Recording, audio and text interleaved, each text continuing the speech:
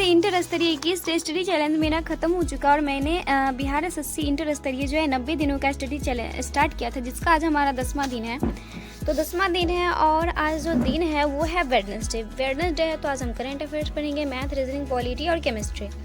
तो current affairs हमने पढ़ लिया। आज 12 जून है और 12 जून का जितना भी करेंट अफेयर्स होता है हमने नोट्स कर लिया। और पीछे भी हम जिस करेंट अफेयर्स पढ़ने बैठते हैं उससे पहले हम पीछे का पढ़ लेते हैं। तो बच गया मैथ हम जाएंगे अभी खाना बनाने के लिए। टाइम 8 बजने वाले, तो लेट हो जाएगा खाना बनाने में। तो खाना बना कर आएंगे तो मैथ रीजनिंग का क्लास करेंगे, उसके बाद फिर दोनों का प्रैक्टिस सेट लगाएंगे, रात में पॉलिटी और केमिस्ट्री पढ़ेंगे। तो यही हमारा रूटीन। तो हम जाते हैं अभी खाना बनाने जाएंगे। आज तो गर्मी अपने आसमान छू रही है। अभी सुबह का 8 ही बज रहे, इतना गर्मी है किचन रूम में, बस 10 मिनट रहते हैं, बाल से पसीना टपकता है। और आज छत में जो है ढलाई होगा तो उसका वायरिंग भी हो रहा है। 2 मिस्त्री भी है तो उनके लिए भी खाना बनाना है। तो पहले आटा सानी के, फिर उनके लिए नाश्ता बनाना है, फिर खाना बनाना। मेरा तो आज दिमाग ख़राब हो गया। इतना गर्मी इतना है कि कह नहीं सकते। तो हम आटा लेके रूम में आके पंखा चला कर आटा सानने के लिए, बहुत गर्मी और काम तो इतना कि कुछ कहना नहीं है। तो काम सब करने के बाद जो है फिर खाना बनाना, उसके बाद देखते हैं अब कब टाइम मिलेगा, कैसे टाइम मिलेगा तो हम पढ़ पाएंगे। क्योंकि अभी तो है फ़िलहाल पढ़ तो कम ही पाते हैं और काम ही रहता है। मुझे लगता है जब तक मेरा छत ढलाई नहीं हो जाता तब तक वो थोड़ा प्रॉब्लम चलेगा। थोड़ा छत ढलाई हो जाएगा तो सिर्फ खाना रहेगा, उतना टेंशन नहीं रहेगा। मिस्त्री सब आ जाता है फिर उसको चाय बना कर देना। कभी शाम में कोई आ जाता है तो फिर उसको 2 टाइम चाय देना, फिर बोलेगा पानी लाओ, ये करो वो करो। दिमाग ख़राब हो जाता है। दुकान पे जाना होता है, कभी पापा को ज़रूरत पड़ता है घर पे मिस्त्री का तो दुकान पे जाओ, कभी भैया को। ये तो मेरा भी लाइफ एकदम ठीक से नहीं चल रहा है। बहुत उथल पुथल हो रही है मेरी लाइफ में। क्या कहें, पढ़ाई तो बस हम जैसे तैसे ही कर रहे हैं। जो ही हो पा रहा है, जितना ही हो पा रहा है उतना ही करते, बट करते हैं जितना समय मिलता है उतना करते हैं। ऐसा नहीं कि खाली समय में हम मौज मस्ती करते हैं, ये नहीं करते हैं। मेरे पास जो ही टाइम मिलता है, जितना ही मिलता है, पढ़ाई करना है। और आप सबको भी बोलते हैं कि अगर आपको टाइम मिले तो उसको व्यर्थ मत जाने दो, आप अपना पढ़ाई करो। उस टाइम को व्यर्थ जगह अगर क्या फ़ायदा, आपको कुछ मिलने वाला है नहीं। आप अच्छी चीज़ करो, नहीं पढ़ाई तो कोई अच्छा चीज़ कर लो। अगर पढ़ाई नहीं हो पाता तो अच्छा चीज़ करो। तो खाना वाना बनाने के बाद जो है हम चले जाते हैं पढ़ने के लिए। और घर में इतना है, ऊपर से लाइट कट जाता है और गुस्सा आ जाता है। आज बोल रहे मेरे एरिया में हम फ़ोन पे चेक किए तो 40-41 डिग्री जो था तापमान था, और इतना गर्मी में। तो आज जो है दिन में हम मैथ और रीजनिंग का क्लास किए थे और उसके बाद रीजनिंग का प्रैक्टिस सेट लगाया, डिस्टेंस एंड डायरेक्शन का। तो एक को मना दे तो दूसरा छूट जाता है। रीजनिंग को जिस दिन मैथ पढ़ते उस दिन रीजनिंग का छूट जाता है, और जिस दिन रीजनिंग पढ़ते उस दिन मैथ छूट जाता है। ट्यूशन पढ़ाने का टाइम सामने जो मुस्लिम शादी हो रहा है, देखो कि बैच कर दे शाम को और एक का कर दे सुबह को।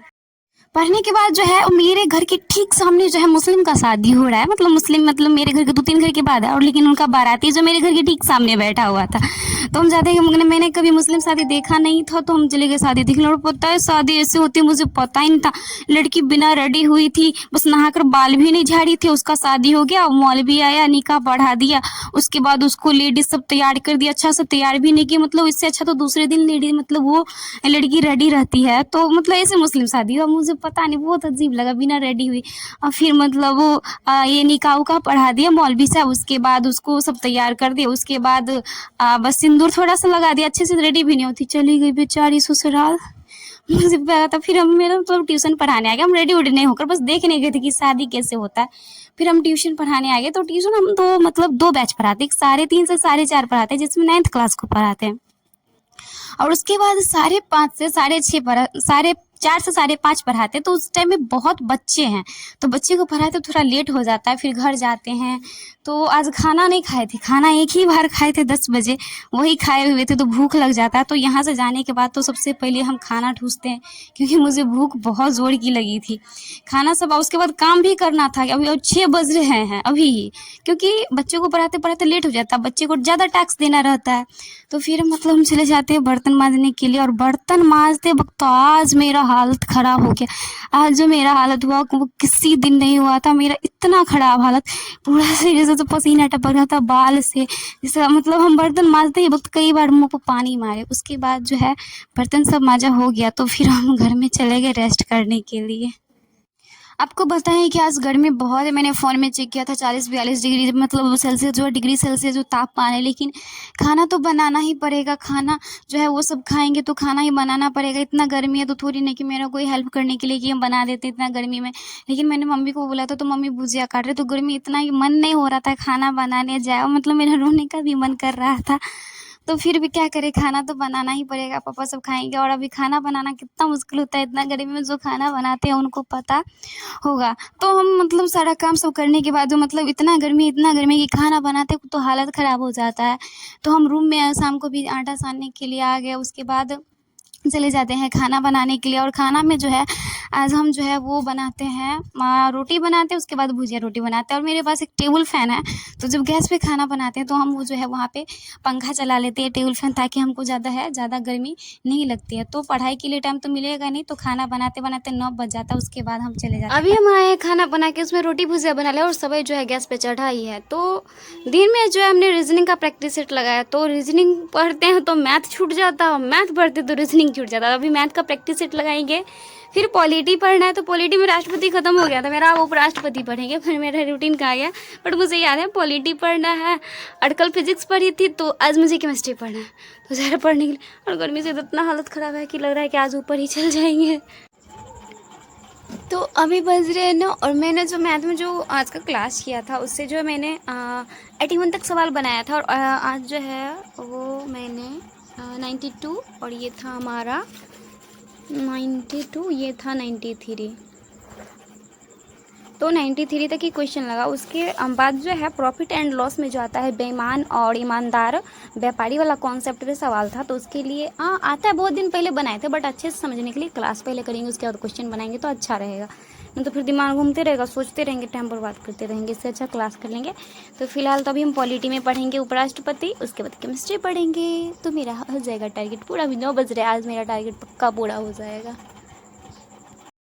वो कहते हैं ना कि मैथ के चक्कर में रीजनिंग छूट जाती है, जीके को मनाओ तो जीएस रूठ जाता है। और छोटी सी गलती से अगर एग्ज़ाम ना निकले तो समाज की बातें सुनकर दिल टूट जाता है। तो अभी मेरे लाइफ में ऐसे ही हो रहा है।